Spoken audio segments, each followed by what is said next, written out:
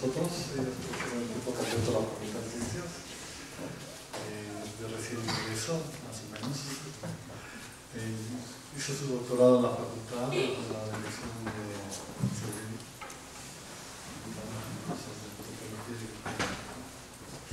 Ahora nos va a hablar de una historia, a ver qué cuenta nos cuenta, sobre el asesinato del duque de Rohr y otros temas. Bueno, hola, gracias por venir. Pues cuando Héctor me invitó a dar una plática, me dijo, es que cuéntales algo para nivel cuarto o quinto semestre de cosas que tú haces. La verdad, pues si me tardé toda la licenciatura, la maestría, la mitad del doctorado en entender lo que yo hacía, me es muy difícil hacer divulgación sobre esas cosas, ¿no?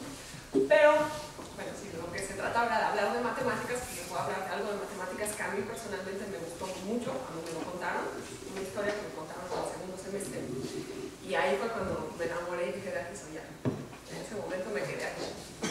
Entonces, el cuento que les voy a contar es el cuento del asesinato del duque de Densmore, que fue escrito por Claude. Entonces déjenme platicarles quién es este señor. Él fue un matemático francés, él se nació en el 26, y él tenía muchas pasiones además de las matemáticas. Los juegos eran una de ellas, el ajedrez, o sea, le encantaba jugar, le encantaban hacer esculturas, esa monita, cara rara que ven aquí, esa de ahí, es una de sus esculturas varias que hacía. Le gustaba mucho escribir y obviamente hacía matemáticas. Su primer libro que escribió fue sobre teoría de juegos, pero en realidad era teoría de juegos con mucha teoría de gráficas y con mucha topología. Y la topología que usaba era la topología que se necesita en teoría de gráficas. Entonces, en realidad lo que a él le gustaba era la teoría de gráficas, después escribió un libro de teoría de gráficas y ahí es donde hizo más trayectoria. Pero además de esos libros de matemáticas, escribió cuentos. Y esos cuentos los escribió siendo partícipe de un club, bueno, un club, en realidad esos los Philippoux, son las siglas en francés de Taller Literario Potencial, que eran unos escritores franceses que se reunían para escribir sobre cosas. Y cuando digo sobre cosas, se ponían como retos, ¿no? Así, por ejemplo, tú vas a escribir sin usar la letra A. Entonces, ahí, escribir algo sin la letra A. Y Claude, que aquí lo podemos ver, es este de aquí. Él se propuso escribir siempre sobre matemáticas. El cuento más famoso que tiene es ¿Quién mató al duque de Densmore?, que es el que les voy a contar hoy. Y bueno, es muy padre, van a ver, es una historia ahí, policía estilo Agatha Christie. Y al final la solución al misterio es un teorema de matemáticas. Entonces, pues, vamos a comenzar. Entonces, esta es la historia de... perdón, usé algunas imágenes sin pagar derechos, pagarle a los autores ni nada, pero perdonen y no me puse con nadie. Solamente para representar las personalidades de los personajes de este cuento. Entonces, la historia de un duque, que siendo duque no tenía que trabajar, tenía mucho dinero, se la pasaba viajando por todo el mundo, era así un gigoló, tuvo un montón de mujeres en su vida, y eventualmente heredó un castillo. Heredó un castillo y se fue a vivir a él. Era un castillo que estaba en una isla enfrente de la costa de Inglaterra, un castillo con torres y fosas alrededor del castillo, Se fue a vivir a él y vivía junto con su único sirviente, mayordomo, cocinero, todólogo, Edward. Y bueno, allí estaba. En la isla no había nada más que el castillo. Entonces, si querían comida, había que ir al pueblo más cercano en barco y traer la comida. Si querían cualquier cosa, necesitaban ir a tierra. Aunque el castillo estaba muy, muy bien habilitado. Y hubo una vez que la gente del pueblo vio que llegaban varias mujeres, iban al castillo, y bueno, regresaron cada una, y después nunca se volvió a ver al duque. Y por ahí como un año después fueron a ver qué pasaba, y encontraron que había explotado el castillo, y encontraron el cadáver del duque, del mayordomo y el de un cocodrilo. Entonces pues se pusieron a ver qué había pasado. Entonces empezaron a ver quiénes eran esas mujeres que habían estado yendo ahí. Las encontraron a todas y fueron a hablar con ellas. Entonces una, Felicia, era una modelo, otra era una jugadora profesional de cartas, una era una vegetariana excéntrica o espiritista, una persona medio rara, otra era una escritora, otra era una lepidopteróloga. ¿Saben qué es eso? ¿No? ¿Escuela? Sí, estudian las mariposas. ¿Sí? La otra era una jugadora profesional de ajedrez, una era una pianista y la otra era una actriz. Entonces averiguaron quiénes eran estas mujeres y las fueron a entrevistar. Resultó que ninguna se acordaba las fechas exactas que había estado ahí, pero todas decían que habían ido una vez y regresado y no habían vuelto a ir. Y la gente del pueblo confirmaba esa versión, ¿no? Nada más fueron, estuvieron ahí y regresaron. A todas las había invitado el duque para pasar el verano. Cosas raras, no deberían meter a tantas mujeres ahí. Entonces, bueno, fueron ahí a pasar el verano con el duque y cada una tenía sus intenciones, sus razones. Betty era la pianista. Ella había conocido al duque en Singapur.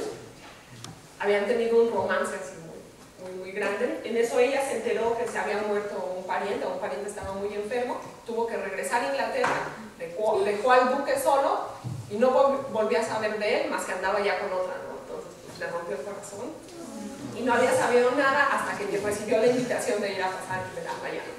Y llega y hay más mujeres, ¿no? Entonces pues, ya como que la pone un poquito incómoda. Cuando llegó, el mayordomo la fue a recoger y notó que llevaba una bolsa ensangrentada. Una bolsa con sangre escurriendo y se le dio medio raro, no le gustó mucho. Se asustó, llegó y estaba muy asustado. En la isla, en el castillo, bueno, estaba en la parte principal del castillo y torres alrededor del castillo. Cada una de las torres era una especie de estudio, con cocineta, cama, baño. Y cada una de esas torres era para una de las invitadas, ¿no? Entonces ella se quedó en una de las torres. Cuando llegó el duque no la recibió, pues ahí también se sintió todavía más triste. Y durante su estancia vio a Ana, que es la que juega ajedrez, a Cynthia y Nena. Ahorita, bueno, vamos con ellas. Diana era la escritora y ella en realidad nunca había visto al duque. Tenían una relación por correspondencia. Ella escribía críticas de arte y un día el duque le escribió respecto a alguna crítica que ella había hecho y empezaron una relación de escribirse. De esa relación pues, medio rara, ¿no? Se escribían, hoy leí un libro muy bonito y me gustó, no sé qué. Ese tipo de cosas se escribían. Pero nunca se habían conocido personalmente y era la primera vez que por fin se iban a conocer. Ella tenía muchas expectativas y cuando llegó, lo que ella se imaginaba del duque pues no era, así como que tuvo una fuerte decepción. Además la recibió fríamente. Y en su estancia vio a Cynthia y Emilia. Felicia era la modelo y un año antes había conocido al duque en un crucero en el cual él le había regalado una pulsera, creo que una pulsera, alguna joya muy cara. Entonces dijo, de aquí soy, o sea, yo voy a la casa, me caso con el duque, así dijo que si no regresaba con el anillo de compromiso iba a matar al duque. Eso es lo que comentaban por ahí. Y llega y ve que hay más mujeres, no, celosísima, sí, se puso celosísima. Entonces se fue bien enojada. Y en su estancia vio a Ana y Emilia. Y con Ana y Emilia, una tarde, platicando con el duque, se enteró que en el castillo había un laberinto secreto por abajo. ¿Sí? Había un laberinto.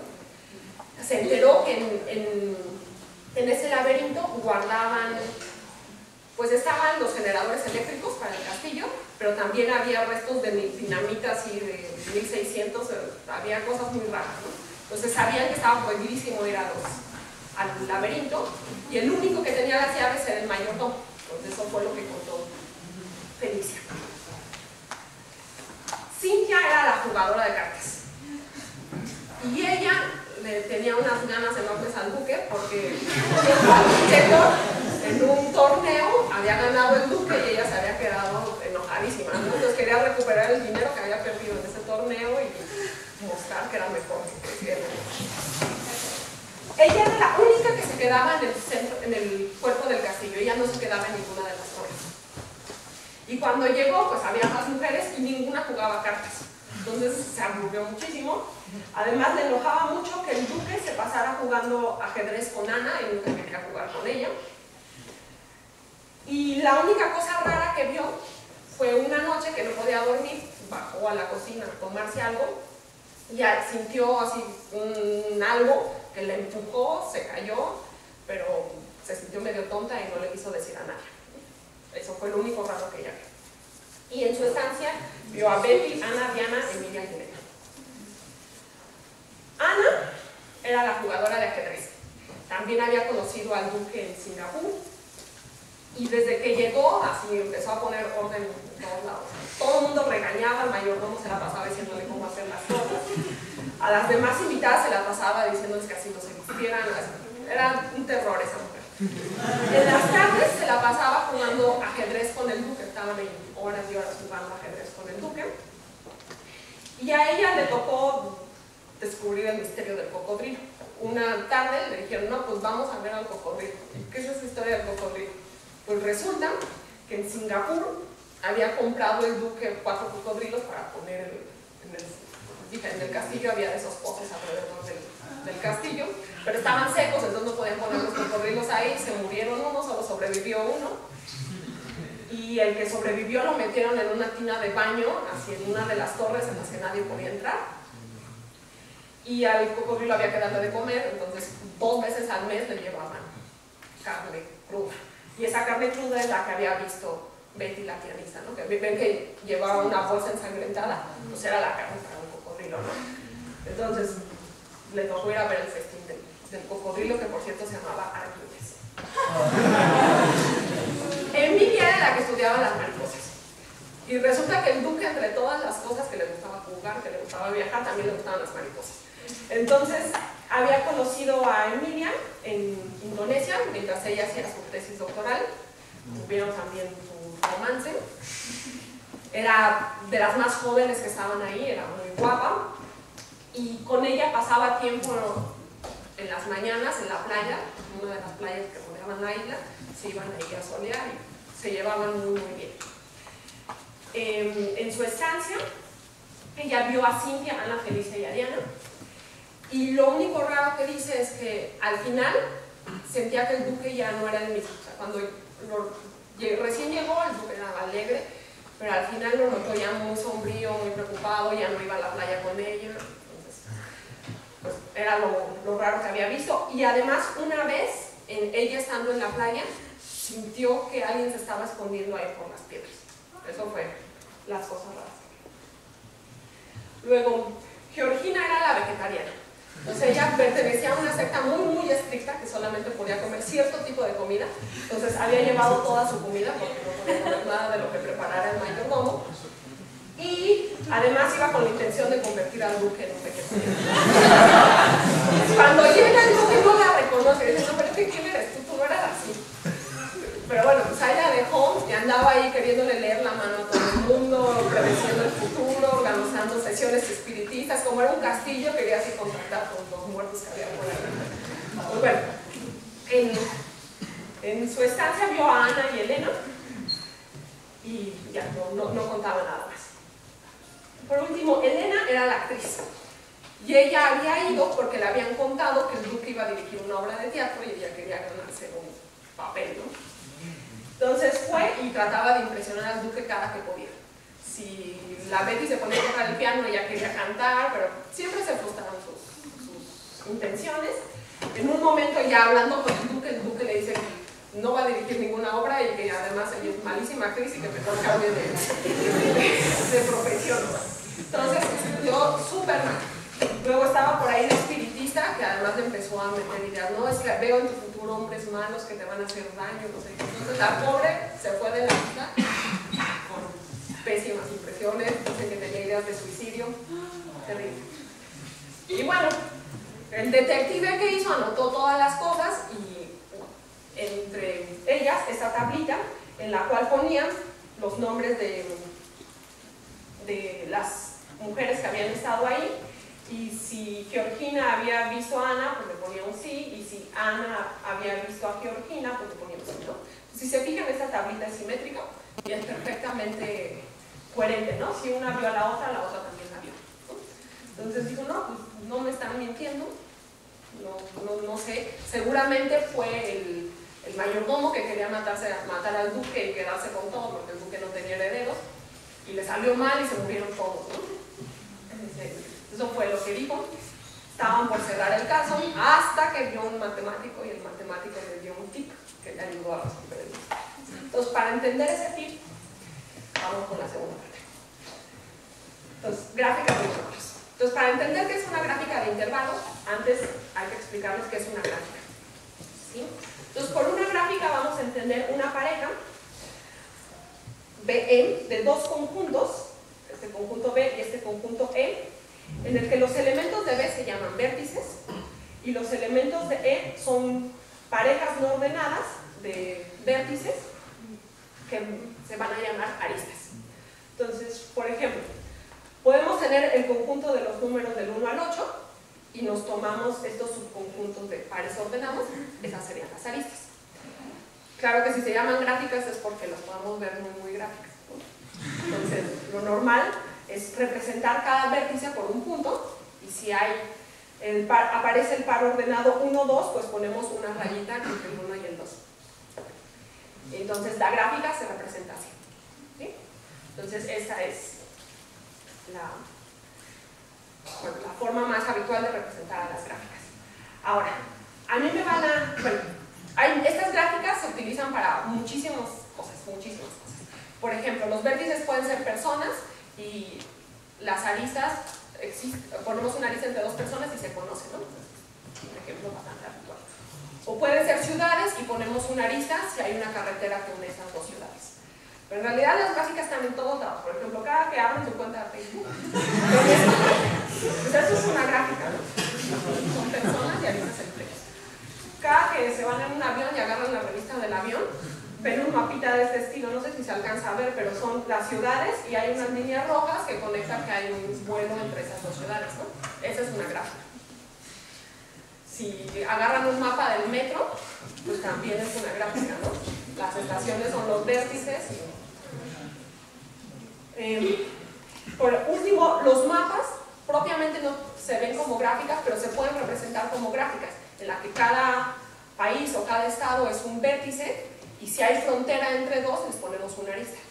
El famoso teorema de los 4 colores, pues viene de aquí, ¿no? Y se resuelve. Bien, entonces estas son las gráficas. A mí me va a interesar un tipo particular de gráficas, que son las gráficas de intersección. Entonces, ¿qué es una gráfica de intersección? Vamos a considerar un conjunto X y una familia de subconjuntos de X. Entonces, los vértices van a ser cada uno de estos subconjuntos. Y yo voy a poner una arista entre dos vértices si esos subconjuntos tienen una intersección no vacía. Entonces, un ejemplo medio raro, se me ocurrió. Vamos a pensar que el conjunto son todos los ingredientes de la cocina. Y nuestros subconjuntos son el curry, el mole, la canela y el chocolate. Entonces, la canela, el curry tiene canela, entonces ponemos una arista. El mole también tiene canela, entonces ponemos una arista. Y como estos dos tienen canela, entonces su intersección es no vacía, también ponemos una arista, y el mole tiene chocolate, entonces una arista para allá, ¿sí? Ahora, en realidad dije, este es un tipo particular de gráficas, pero no es cierto. Todas las gráficas son gráficas de intersección de algún conjunto para alguna familia de subconjuntos de ellos. Pero a mí las que realmente me interesan son las gráficas de intervalos. Entonces, las gráficas de intervalos se van a obtener, vamos a pensar en una línea recta y vamos a pensar en los conjuntos van a ser subintervalos de esa línea recta. Entonces, cada uno de ellos va a representar un vértice, y si dos intervalos se intersecan, entonces tenemos una arista. Entonces, por ejemplo, pensemos, esta es mi línea recta y yo me estoy tomando todos estos intervalos. ¿Sí? Entonces, si se intersecan, pongo cada un intervalo es un vértice, y si se intersecan, pongo una arista entre ellos. Entonces, esa es una gráfica de intervalos. El origen de las gráficas de intervalos en realidad no viene de las matemáticas, sino de la biología.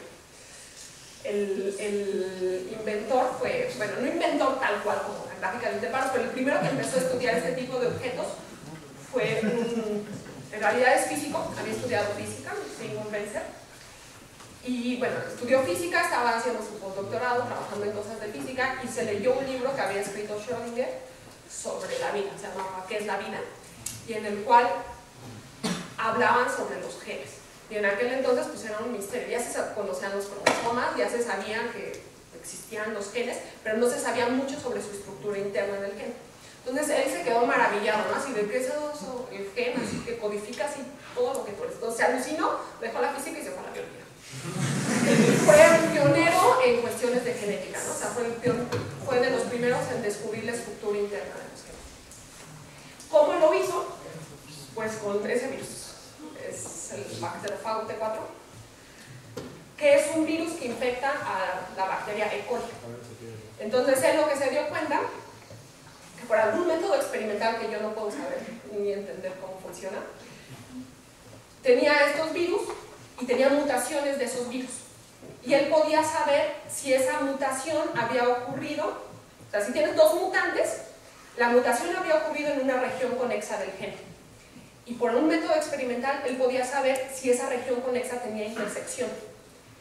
En aquel entonces no sabían nada de la estructura de la doble hélice del ADN, ¿no? No sabían qué forma tenía. Entonces, por estudiar esto, o sea, digo, pues si tengo estos genes, sé si se intersecan la parte en la que mutaron, entonces, ¿qué forma debe de tener el gen para que esto sea consistente con mis datos, ¿no?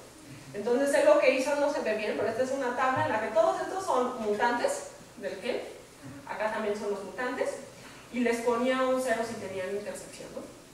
Y entonces después de haber hecho esta tabla así como 100, en realidad estudió como 2000, no sé cómo lo hizo, para mí es humanamente imposible, y más en aquella época eran los 50 sin computadora, no entiendo. Pero entonces se dio cuenta y los pudo ordenar, ¿no?